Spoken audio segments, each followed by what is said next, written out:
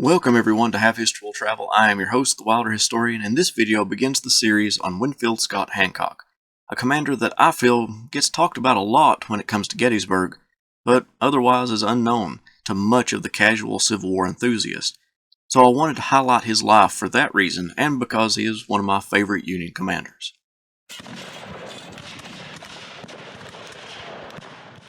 On Saturday, February 13, 1886, in New York City, the body of Major General Winfield Scott Hancock traveled to Norristown, Pennsylvania, his native state, and was laid to rest there. Everywhere the general's remains traveled, a crowd formed to view the famed warrior of the American Civil War. Ulysses S. Grant wrote in his memoirs that Hancock stands the most conspicuous figure of all the general officers who did not exercise a separate command. He commanded a corps longer than any other, and his name was never mentioned as having committed in battle a blunder for which he was responsible. His genial disposition made him friends, and his personal courage and his presence with his command in the thickest of the fight won for him the confidence of troops serving under him. No matter how hard the fight, the Second Corps always felt that their commander was looking after them. Hancock's life started simple enough. He and his identical twin brother Hilary were born on February 14, 1824 in the hamlet of Montgomery Square in Pennsylvania. Winfield Scott Hancock was named after the hero of the War of 1812, General Winfield Scott. His ancestry was made up of English, Scottish, and Welsh immigrants to the United States and had settled in Pennsylvania because of the good economic opportunities that the region had to offer. His mother and father, Elizabeth and Benjamin Hancock, moved their little family to Norristown, where Benjamin taught school and studied for the bar while his wife Elizabeth helped to make and sell ladies' hats in a store. The couple struggled for some years while Benjamin established himself as a lawyer. Winfield's father was a deacon in the local Baptist church and a strong Democrat.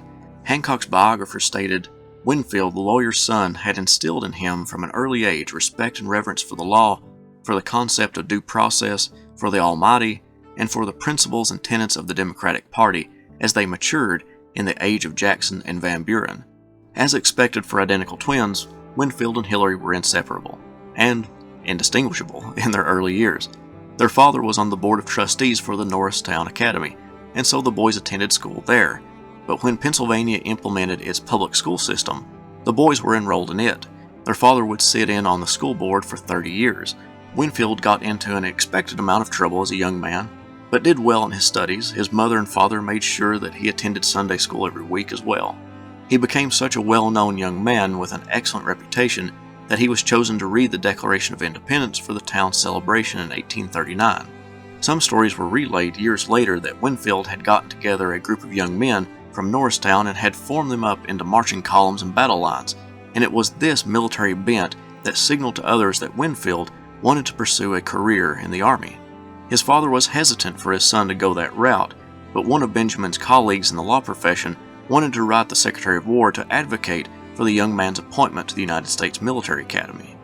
Benjamin relented, and the congressman in his district selected Winfield to attend West Point. At the age of 16, Hancock entered the academy. In the summer of 1840, Winfield Scott Hancock passed his entrance exam and was officially admitted into West Point. As all first-year freshmen did, he spent July and August in an encampment to simulate military life. He was thrilled when President Martin Van Buren, a fellow Democrat, came to visit the young cadets that summer. Another visitor that Winfield was excited to meet was General Winfield Scott himself, his namesake. Scott would visit the summer encampment and gather the young men around him and tell them war stories, which the young men were eager to hear. The old general met with the young man and was pleased with his promise as a future military leader. Although Winfield was not a troublesome student, he found that one could rack up demerits very easily. 200 demerits would get a cadet sent home, but Hancock was careful to never receive more than 140 in a single year. The superintendent of West Point was Major Richard Delafield. Called Dickie the Punster behind his back, he won good graces with the cadets Winfield's first year when he introduced a new style of pantaloons with buttons in the front rather than the side.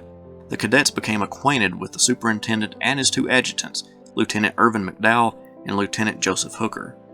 Hancock's class of 1844 was not the most illustrious class of cadets. Out of the 54 who started out, only 25 graduated, and of those 25, only 5 served in the Union Army and 3 served in the Confederate Army. Of those who served in either army, only a few were notable. Alfred Pleasonton led Federal cavalry for the Army of the Potomac.